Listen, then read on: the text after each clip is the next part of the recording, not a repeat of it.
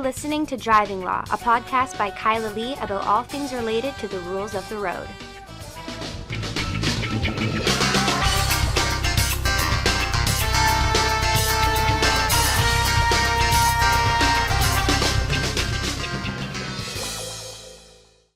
Hello and welcome to another episode of Driving Law. I am Kyla Lee at Acumen Law Corporation, and I don't have a co-host this week. So you're just stuck with me and the driving law related issues that I can tell you about. And I thought that we'd kind of have a theme this week on safety, specifically safety around driving, and some issues that have been becoming patterns in British Columbia. So I wanted to start out by talking about motorcycles because it's been very surprising news to a lot of people that from March to May this year, the number of deaths involving people on motorcycles has been triple what it was in the previous year. And there's no, particularly obvious reason why that is. Of course, we know motorcycles are often frequently referred to as donor cycles. That's because they are more likely to cause you to die or be injured. I think ICBC statistics on them say that you're 3 times more likely to be injured or killed in a crash compared to a driver in a car. Obvious reasons for that, not the same safety circumstances in place. But from March to May this year, there were 14 people who died on motorcycles across the province, and only 5 last year. And car drivers are definitely getting used to motorcycles on the roads as the summer weather heats up. And our road features haven't changed significantly. The weather has been relatively nice, which may get more people on motorcycles out on the roads, but it's not that much nicer this year than it was last year. The death numbers are quite high. And again, there doesn't really appear to be a consistent reason for this, but I think there is something to take into account here, and that's that there never really is a steady number of motorcycle-related fatalities in British Columbia. Statistics go back to 2016, where there were 6, 2017 there were 2, 2018 7, 2019 10, 2020 and 2021 7, although, asterisks on anything that's in 2020 and 2021. In 2022, there were only 5 motorcycle-related deaths, but then there were 12 in 2023, 6 in 2024, 5 in 2025, and 14 in 2026. So it's not consistent. And these statistics tell us something more about public safety when it comes to driving. We often hear ICBC, the Superintendent of Motor Vehicles, the provincial government, spinning driving-related statistics as a basis to say that, their programs are working, that the immediate roadside prohibition regime, for example, is effective at deterring drunk drivers and reducing alcohol-related fatalities. But if you look at the numbers, it's not like they are ever in a pattern that shows a consistent impact by the immediate roadside prohibition scheme. And similarly, with motorcycle-related deaths, it really just tends to be happenstance as to why it is that some years there are significantly more deaths than others. And so I think the fact that the headline is disturbing. The headline certainly says something about deaths and danger on the roadway and motorcycles. It doesn't actually mean anything in terms of there being any more particular risks this year than there are any other years. There's nothing that the government can do to change this situation so that next year it's down to 5 or 2 or even fewer. And in British Columbia, from 2021 to 2025, there have roughly been the same number of crashes in BC involving at least one motorcycle, and roughly the same number of injuries involving at least one motorcycle, between 1,300 and 1,400 every year, and between 2,100 and 2,300 as well. So it's not even like the statistics about motorcycles are changing. It just seems to be just sheer luck of the draw. And I think if we think back to our ridiculous driver a couple of weeks ago, the individual whose motorcycle was left hanging from the signpost, we can see that, some situations are going to be far worse than others. Even when I was driving home on the highway yesterday from court, I saw a motorcycle accident that the police were there investigating. And it wasn't clear to me whether anybody was injured or killed, but it's another situation of it just happens to be luck of the draw. And that's, I guess, a risk that motorcycle riders take. But not everybody who takes risks on the road is somebody who is, as a motorcycle rider, would be informed about the nature of that risk. Somebody who, as a motorcycle rider, would be willing to undertake that risk. Sometimes there are people who are not able to appreciate the nature of the risk that they're facing. And this week saw a North Vancouver RCMP pulling over, essentially, an e-scooter that was being ridden by a 12-year-old. And it ultimately, oh, sorry, no, it wasn't a pullover. It was an accident. It was an accident involving an e-scooter, 12-year-olds on the e-scooter. I'm going to come back to something about 12, but the e-scooter rules in British Columbia don't allow people operating under the pilot project to be under the age of 16. So while we have these e-scooters available for rent on the roadways, or you can purchase your own e-scooter and use it on the roadways, you can't do that if you're under the age of 16. And if you're a parent listening to this podcast, you cannot let your under 16 child use an e-scooter, whether it's one they borrow from friends or family member or you, or one that you rent for them or purchase for them. It is not permitted to be used on roadways in BC under the pilot project. And so there was a collision this week in North Vancouver between an e-scooter and a vehicle. The child riding the e-scooter, the 12-year-old, struck a black Volkswagen Jetta. Minor injuries to the child. Nobody seriously hurt. And the police ultimately followed up with the child's guardian and gave several tickets to both, it seems like both to the child and the guardian. The news stories just say several tickets were issued, including one to the guardian for allowing a person under 16 to operate an e-scooter. But there are also, of course, tickets that can be issued to somebody under 16 for operating an e-scooter. And if an e-scooter is being operated outside of the pilot project, it's also technically a motor vehicle. So this is a weird thing about the law in British Columbia. An e-scooter both is and is not a motor vehicle, depending on who is riding it, where it's being ridden, and the surrounding circumstances. So under the BC Motor Vehicle Act, of course, anything that is motorized is required to have a license and insurance, other than designated personal mobility devices like wheelchairs and certain other designated devices, e-bikes that meet the requirements of the regulations, which has been a point of frustration and contention for many people, and scooters under the e-scooter pilot project.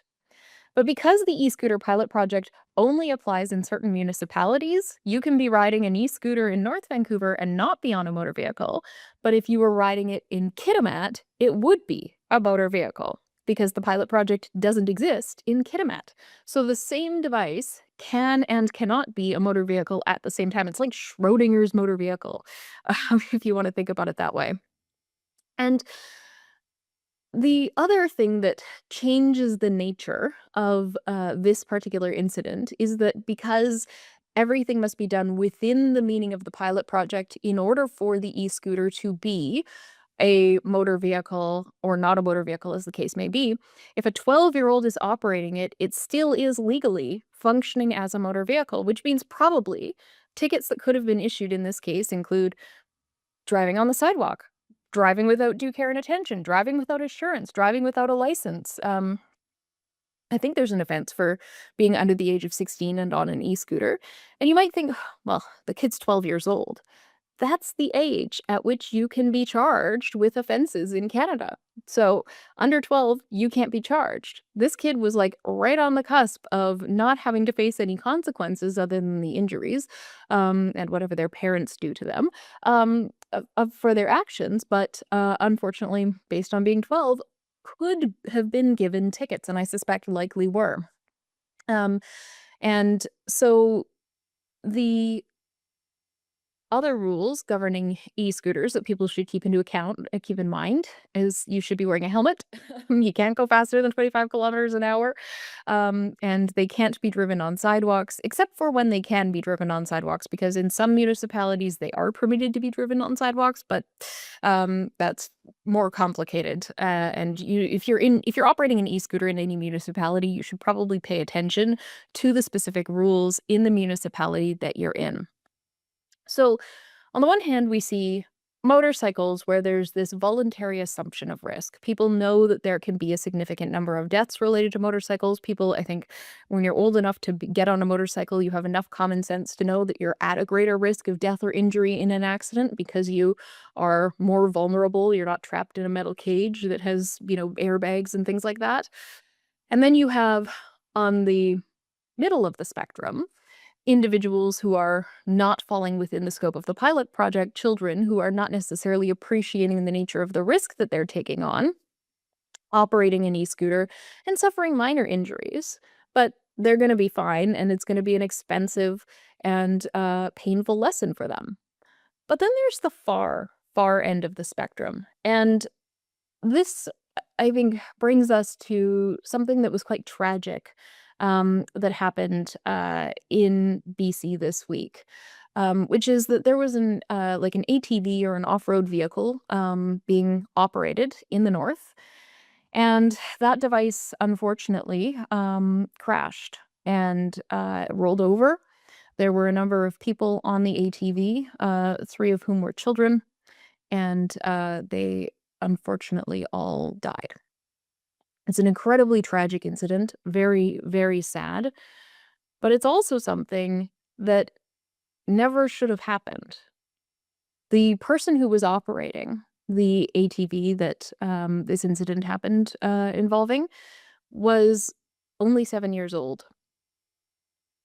And you have to ask, where are the parents when something like this is going on? Because the law does not permit in British Columbia children, people under the age of 16, to be operating these ATV devices.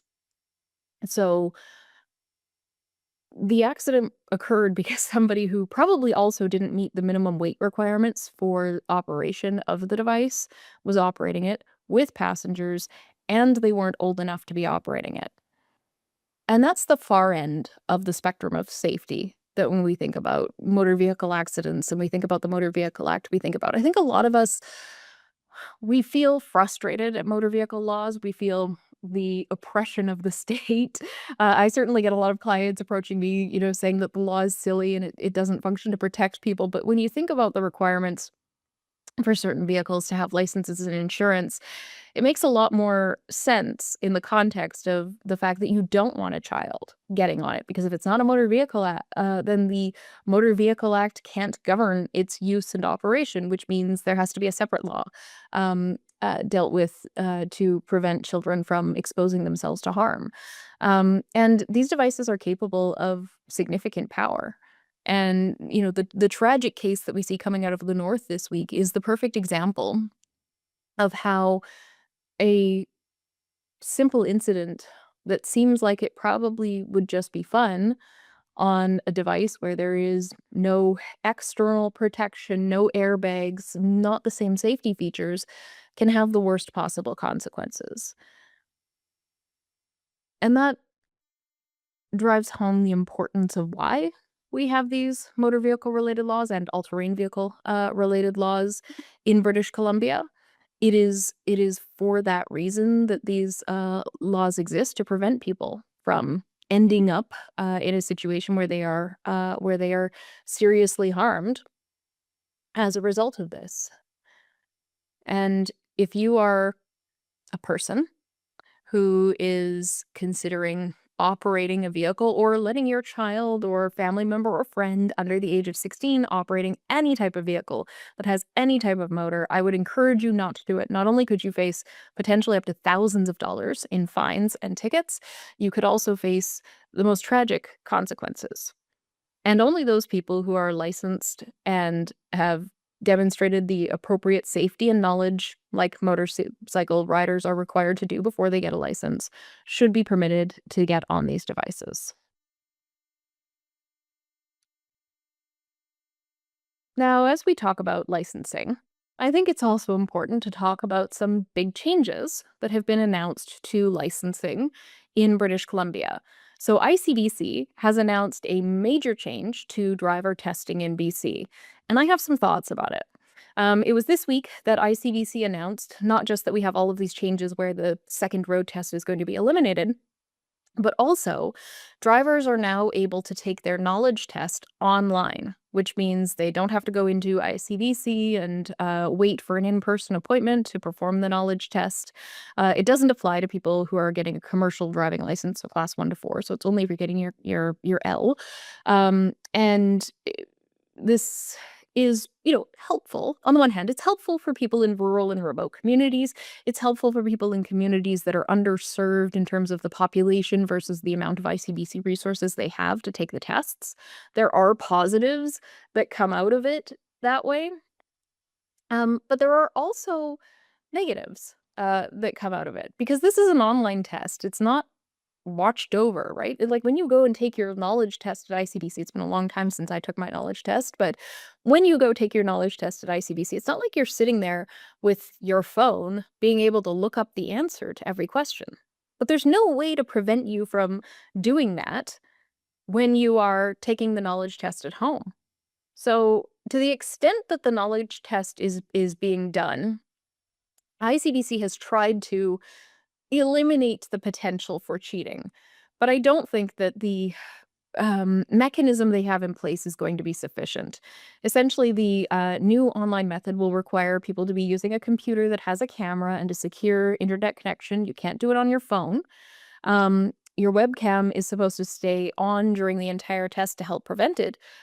But that doesn't mean that it's going to prevent cheating. Like now they do in universities, they do exams that are proctored via camera, where at the beginning of the exam you need to show the entire room around you to show that there's nothing that you could cheat with, but there's a person that's live that's monitoring it at the same time that you're doing it. To my knowledge, the way that they've described this, ICBC isn't doing live monitoring. They're going to probably review the footage if an issue comes up. I can't imagine that somebody is going to watch every video of every person taking every knowledge test that's being taken in the province to look for signs of cheating. And what's not captured on camera is not going to be something that's known to ICBC. So if you are you write your answers on a whiteboard on the other side of your computer. If you copy the answers onto the floor and you just look down and you can see the floor, like there are ways to cheat on the exam. And I worry that between this and the elimination of the second road test, ICBC and the provincial government really is prioritizing cost savings over public safety. And we know this is about money because in their announcement, they've said that this is going to save millions of dollars. That it's going to be something that is going to save time. They're obviously going to have to decrease the number of staff that were working as counter agents at ICBC. They're decreasing the in-person appointments. All of that saves the government money. Fewer road tests and fewer in-person learning tests or knowledge tests all just save money. But the cost savings are likely to come with a public safety consequence. And I know I said at the beginning of this podcast that we shouldn't read too much into the statistics that the government gives us in terms of what is and isn't happening surrounding accidents. But if you can take your motorcycle knowledge test, which you can online, if you can take your driver's knowledge test online, and then you can have one road test that you pass, followed by no second road test to confirm that after the 2-year period you're still a safe driver, we are unleashing people who have very little actual monitoring of their circumstances on the public. And that could have potential consequences. We're not going to see those consequences immediately. It's not like the number of deaths and crashes and injuries are going to go up. They're not going to spike next year. Like there's not going to be obviously this motorcycle situation is it's an anomaly, and it's not an anomaly because as I gave you with the statistics earlier, there are lots of years that have had a similar number of motorcycle deaths. But we're not going to see the impact of this probably for 5 years. And let's mark my words, in June of 2031, if I'm still doing this podcast, then let's look at the numbers and see whether there has been an increase in motorcycle-related deaths and accidents on the roadway. We know that the number of deaths and injuries have remained relatively consistent. We went through those numbers. Let's look at whether there's an increase in deaths overall on the roadways, whether there's an increase in crashes.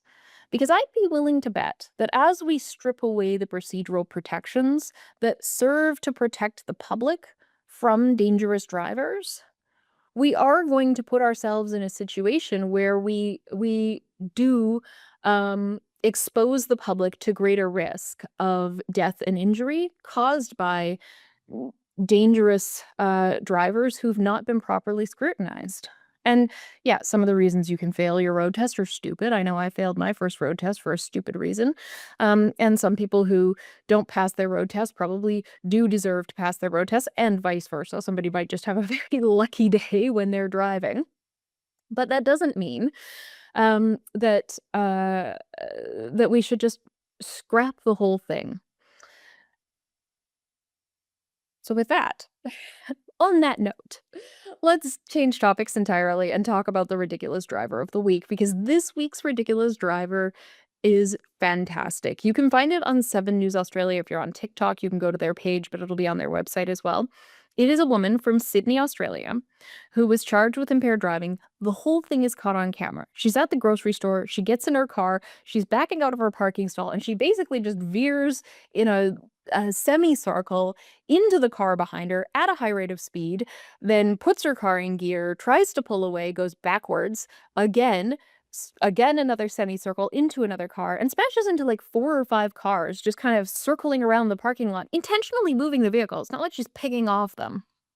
Before parking the vehicle, getting out, throwing some sort of a bottle in the bush, and the police, of course, came and arrested her, and she was charged. Yeah, she was 5 times the legal limit. But the video is really, I mean, the driving is very dangerous, and she's lucky, and everybody's lucky that nobody was actually hurt in the accident. But the video is hilarious, and definitely worth watching. So I would recommend giving that a good watch if you can. And we will see you next week for another exciting episode of Driving Law.